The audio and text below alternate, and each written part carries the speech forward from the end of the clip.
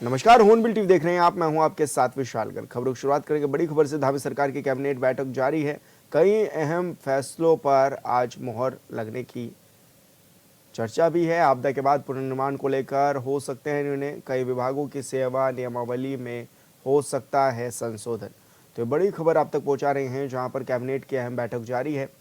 ऐसे में मुख्यमंत्री पुष्कर सिंह धामी की अध्यक्षता में कैबिनेट की बैठक जारी है और कई अहम फैसलों पर मोहर लगने की संभावना भी जताई जा रही है। बताया जा रहा है कि आपदा के बाद पुनर्वास को लेकर भी निर्णय हो सकते हैं और कई विभागों के नियमावली में संशोधन होने के कयास भी लगाए जा रहे हैं।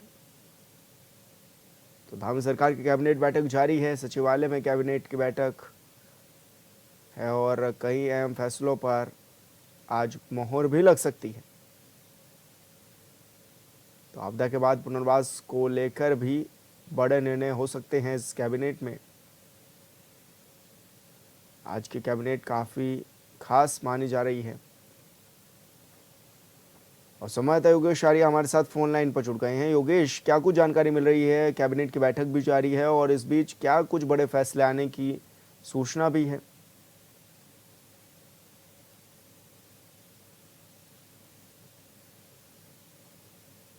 योगेश, आप तक मेरी आवाज़ पहुंच पा रही है?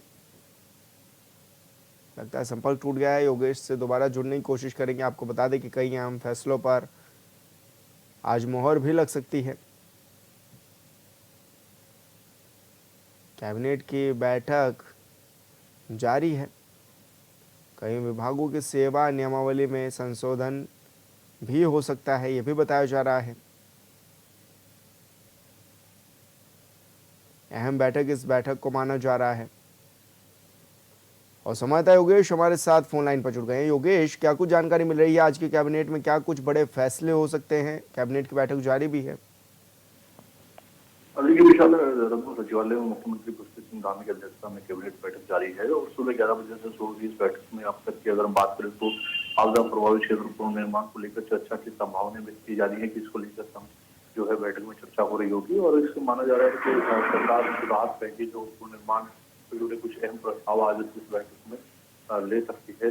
और इसके साथ अगर देखा जाए तो पर्यटन की बात हो, विभाग की बात हो, राजस्व विभाग की बात हो, आबकारी विभाग की बात हो, स्वास्थ्य और शिक्षा विभाग से जुड़े प्रस्तावों पर भी विचार किया जा सकता है। खासकर से जो सेवा नियमावली है उसमें संशोधन का बड़ा निर्णय आने की संभावना जो है वो व्यक्त की जा रही है। कुल मिलाकर देखा जाए तो बैठक जारी है और उसमें प्रदेश की नीतियों पर सीधा असर इसका पड़ेगा और जिस तरह से फैसले लिए जाएंगे आने वाले वक्त में लोगों को इससे जो है काफी फायदा होगा। इस तरह के जो जनहित के मुद्दे हैं उन पर जो है कहीं ना कहीं बैठक में चर्चा होती है। उसकी जनता से जुड़े मुद्दों पर जो है काम के लिए जो है आगे किस तरह से काम होगा उसमें विचार विमर्श किया जाता है, नीति लाई जाती है, उसमें नियमावली में संशोधन किया जाता है और जिस तरह से माना जा रहा है कि जिस तरह बैठक जारी है उसमें जो है जनता से जुड़े अहम मुद्दों पर जो है आज मोहर लग सकती है।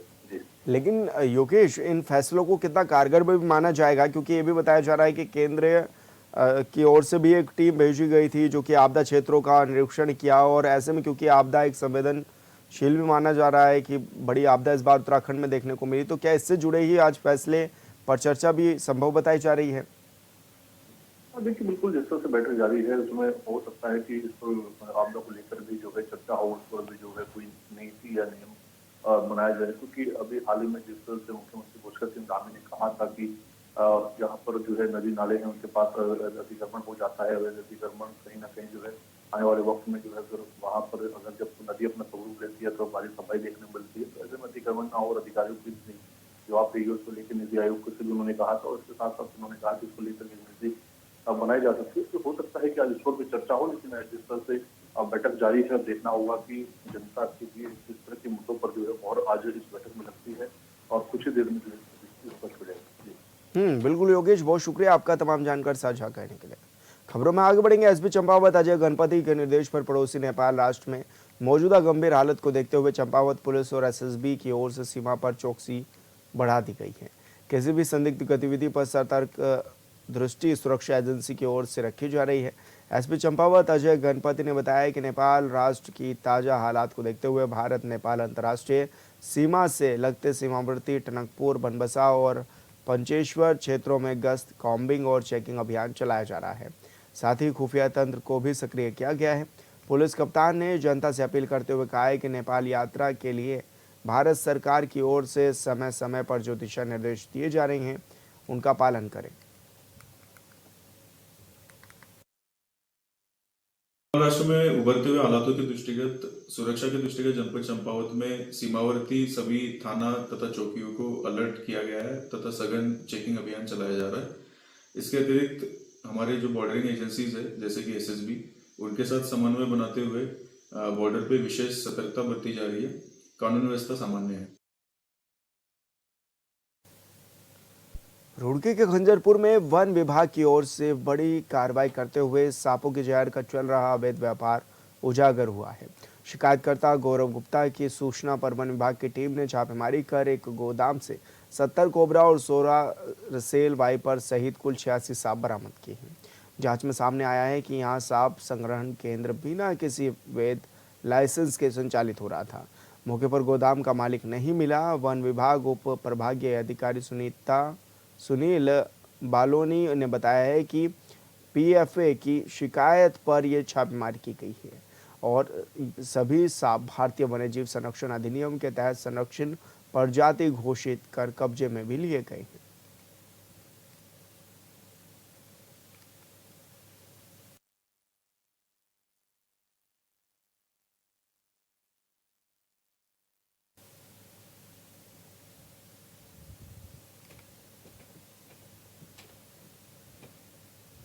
आज हमको मुखबिर खास से सूचना प्राप्त हुई थी कि खंजरपुर में गांव में किसी व्यक्ति द्वारा कुछ प्रतिबंधित प्रजाति के सांप इन्होंने रखे हुए हैं और जैसी हमको सूचना मिली थी इसमें और उच्चाधिकारियों के निर्देशानुसार जो भी हमको कार्रवाई करने के लिए कहा गया था, हम मौके पे गए थे और जो वन सुरक्षा बल हमारे रुड़की की है और साथ ही रुड़की रेंज के जो भी स्टाफ था, रेंज अधिकारी वगैरह, हम सब मौके पे गए और मौके पे हमने कुछ सांप वहाँ पे बरामद किए और अब उसमें नियमानुसार हम कार्रवाई कर रहे हैं। इसमें मौके पे हमको 70 जो है कोबरा जो प्रजाति है उसके सांप मिले और 16 इसमें रसेल वाइपर थे यहाँ पे।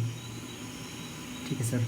और सर जो इसमें जो आगे क्या कार्रवाई की जा रही है सर, ये बताइए जरा। इसमें अभी फ़िलहाल नियमानुसार, क्योंकि वाइल्ड लाइफ प्रोटेक्शन एक्ट में जो भी धाराएं हैं उनके सुसंगत धाराओं में अभी हम कार्रवाई कर रहे हैं इसमें और जल्द ही इनको सांपों को छोड़ने की भी कार्रवाई इसमें की जाएगी। धन्यवाद। तो सांपों के जहर की तस्करी का भंडाफोड़ इस दौरान हुआ है। ये बताया जा रहा है कि 86 कोबरा और वाइपर सांप इस दौरान बरामद किए गए हैं। तो सांपों की तस्करी जो है वो की जा रही थी। अवैध गोदाम सीज भी इस दौरान क्या क्या है जो कि बिना लाइसेंस के संचालित किया जा रहा था।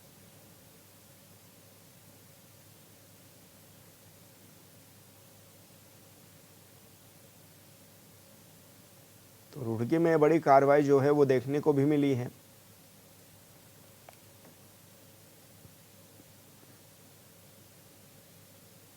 और आपको बता दें कि बिना लाइसेंस के इस गोदाम में सांपों के जहर की तस्करी की जाती थी, जिसका भंडाफोड़ भी हुआ है। 86 कोबरा और वाइपर भी इस दौरान बरामद कर लिए गए।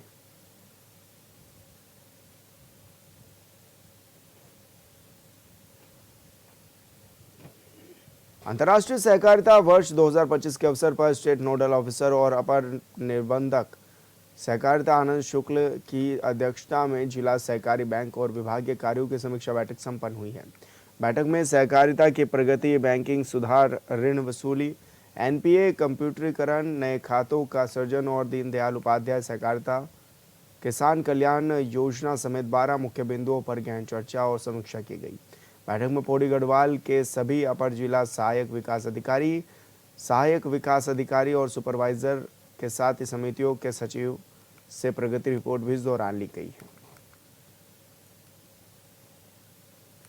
निवर्तमान अध्यक्ष राज्य सहकारी संघ मातृ रावत आज इस नाते जो है इस कार्यशाला में उपस्थित हुआ हूँ और जो भविष्य की जो योजनाएं हैं उनके अपने प्रदेश में लागू करने के लिए जो कार्यक्रम हैं, मेले जो होंगे वो हम सब लोग उसमें जो बढ़ चढ़ भाग लेंगे, यही इसलिए आज हम कार्यक्रम करते हुए हैं। आज अंतर्राष्ट्रीय सहकारिता वर्ष 2025 के उपलक्ष्य में जो कार्यशाला आज यहाँ पर की गई है, इसके लिए सर्वप्रथम तो अपने प्रदेश नेतृत्व और अपने सहकारिता मंत्री डॉक्टर धन सिंह रावत जी का मैं बहुत बहुत धन्यवाद और साधुवाद दूंगा कि आपने इस सहकारिता वर्ष को मनाने के लिए जो आयोजन किया है, जो कार्यक्रम आपने दिए हैं, उनको हम बहुत बृहद रूप में जो है पूरे प्रदेश में निभाएंगे। और आज जनपद पौड़ी की जो बैठक हुई है, ये जो आगामी 7 अक्टूबर से और 13 अक्टूबर के बीच में जो सहकारिता मेले हो रहे हैं, उनके बारे में आज जो ये बैठक की गई है, तो हम इस मेले को एक भव्य रूप देंगे। यही आज यहाँ पर एक कार्यशाला थी। माननीय मंत्री डॉक्टर धन सिंह रावत जी के निर्देश पर पूरे राज्य में सहकारिता आंदोलन को और बढ़ावा देने के लिए प्रत्येक जनपद में मेले का आयोजन किया जा रहा है। उसी क्रम में पौड़ी जनपद में भी 7 अक्टूबर से लेकर के 14 अक्टूबर तक सहकारिता मेले का आयोजन किया जा रहा है। साथ ही 3 और विभिन्न विशेष मुद्दे हैं जिनके बारे में अपने सहकारिता विभाग के और जिला सहकारी बैंक के समस्त कर्मचारियों और यहाँ पर हमारे सहकारी नेतृत्व के जो लोग हैं उनके साथ बैठ करके हम विचार विमर्श कर रहे हैं कि हम अंतर्राष्ट्रीय सहकारिता वर्ष को किस तरह से आगे ले जाएं। साथ ही भ्रष्टाचार और भ्रष्टाचार से मुक्ति और पारदर्शिता लाने के लिए हमारे यहाँ एक बहुत बड़े पैमाने पर मुहिम चल रही है और वो है पैक्स का कंप्यूटराइजेशन करने की, जिसको पेनिट्रेट करने के लिए, जिसको आगे बढ़ाने के लिए हम यहाँ पर आज एकत्रित हैं। देखिए, ये वर्ष जो मनाया जा रहा है अंतर्राष्ट्रीय सहकारिता वर्ष के रूप में मनाया जा रहा है और इसमें माननीय मंत्री जी के द्वारा निर्णय लिया गया है कि 7 अक्टूबर से 13 अक्टूबर तक एक अंतर्राष्ट्रीय मेला लगाया जाए, जो कि हर वर्ष लगाया जाता है। और इस वर्ष यहाँ पे श्रीनगर में हर ज़िले में लग रहा है, लेकिन जो पौड़ी जिला का श्रीनगर में लगेगा और जिसमें कि महिला समूह, महिला मंगल दल और जो हमारे किसान बंधु हैं और कई बड़े लोग इस मेले में आएंगे। उत्तराखंड सरकार के शिक्षा मंत्री धन सिंह रावत अक्सर मीडिया के सवालों पर बड़ी बड़ी बातें करते हैं। मंत्री का कहना है कि सरकारी स्कूलों को बेहतर करने पर सरकार ध्यान दे रही है, लेकिन सच्चाई तो ये है कि पहाड़ी जिलों के सरकारी स्कूलों में शिक्षकों की भारी कमी है, जिसका असर बच्चों की पढ़ाई पर साफ दिख रहा है। चमोली के ज्योतिर्मठ के एक सरकारी स्कूल में सिर्फ एक अतिथि शिक्षक तैनात है और बच्चों की संख्या अधिक है।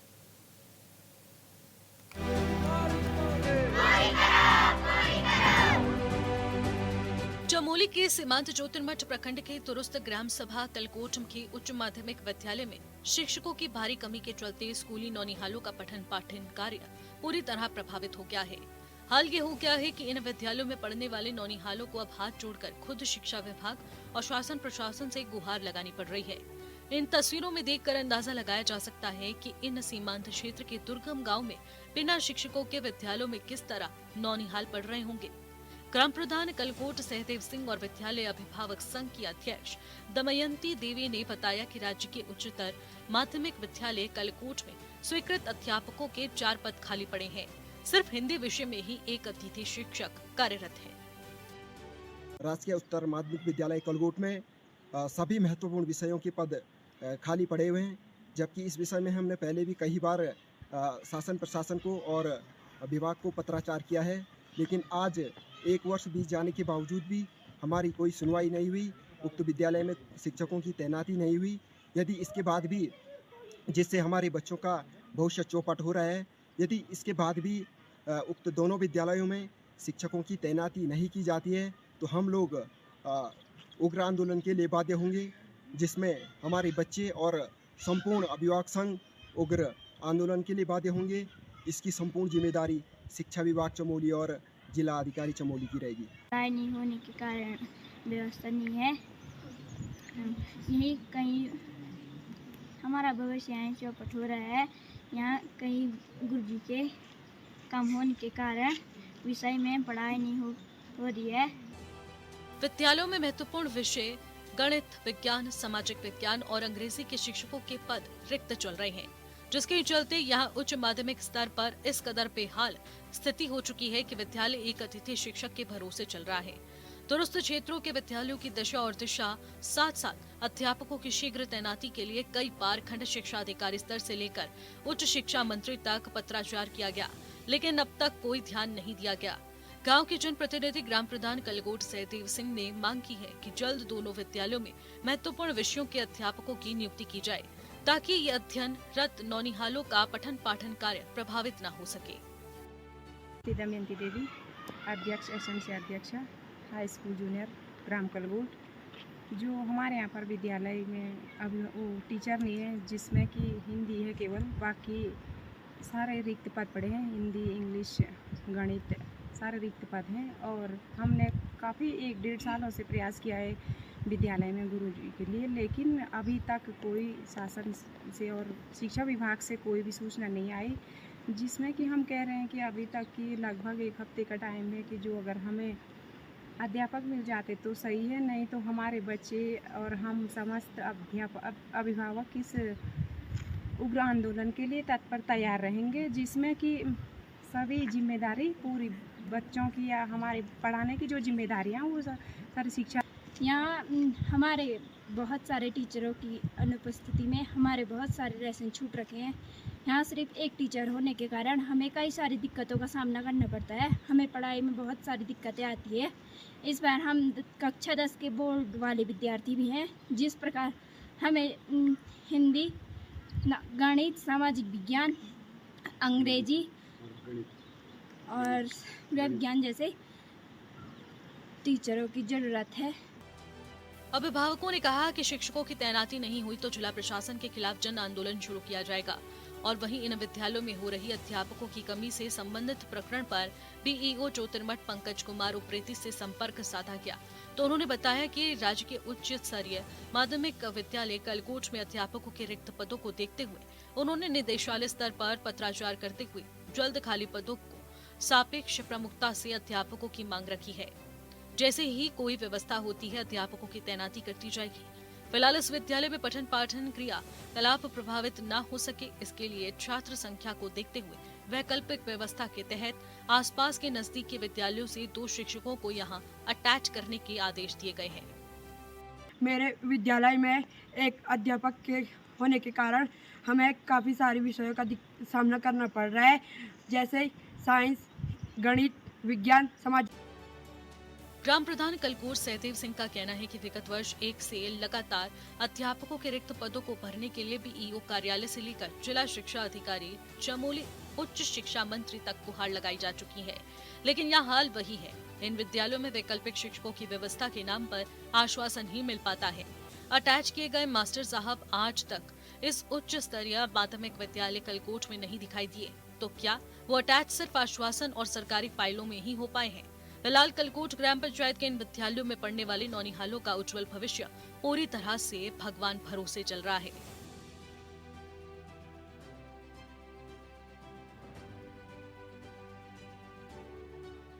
Bureau report hornbill TV. Punjab में आई भयानक बाढ़ की विभीषिका और प्रकृति की कठोर चुनौतियों के बीच भी सिख श्रद्धालुओं की अटूट आस्था और विश्वास की मिसाल देखने को मिल रही है। हेमकुंड साहिब में दर्शन के लिए बड़ी संख्या में भक्त पहुंच रहे हैं। सिमर सिमर सुख पावो कल क्लेश माहि मिटावो सिमरो जास विसंबर एक नाम जपत गणत अनेक वेद पुराण। पंजाब में आई भयानक बाढ़ की विभीषिका और प्रकृति की कठोर चुनौतियों के बीच भी सिख श्रद्धालुओं की अटूट आस्था और विश्वास की मिसाल देखने को मिल रही है। श्री हेमकुंड साहिब, जो हिमालय की ऊंची चोटियों पर स्थित एक पवित्र तीर्थ स्थल है, इन दिनों बड़ी संख्या में तीर्थ यात्रियों से गुलजार है। ये श्रद्धालु अपनी जान जोखिम में डालकर कठिन रास्तों और प्रतिकूल मौसम को पार करते हुए परमात्मा के दर्शन के लिए यहाँ पहुँच रहे हैं। ये दृश्य न केवल आस्था की ताकत को दर्शाता है, बल्कि सिख धर्म की मूल भावना चढ़ती कला को भी जीवंत रूप प्रदान करता है, जहाँ हर विपत्ति में भी उत्साह और सकारात्मकता बनी रहती है। इस वर्ष पंजाब में आई विनाशकारी बाढ़ ने लाखों लोगों की जिंदगियां प्रभावित की हैं। घर बार उजड़ गए हैं, सड़कें बह गई हैं और जीवन की मूलभूत सुविधाएं छिन गई हैं। फिर भी इन कठिनाइयों के बीच श्रद्धालु अपनी यात्रा को रोकने के बजाय और अधिक दृढ़ संकल्प के साथ श्री हेमकुंड साहिब की ओर कूच कर रहे हैं। पिछले कुछ दिनों में हजारों की संख्या में तीर्थ यात्री यहाँ पहुंचे हैं, जो दर्शाता है कि आस्था की लौ किसी भी तूफान से नहीं बुझ सकती। ये श्रद्धालु बताते हैं कि परमात्मा में विश्वास उन्हें हर मुश्किल से लड़ने की शक्ति देता है। एक श्रद्धालु ने भावुक होकर कहा, बाढ़ ने हमारा सब कुछ छीन लिया, लेकिन वाहे गुरु की कृपा से हम यहाँ दर्शन करने आए हैं। ये यात्रा हमें नई ऊर्जा देती है।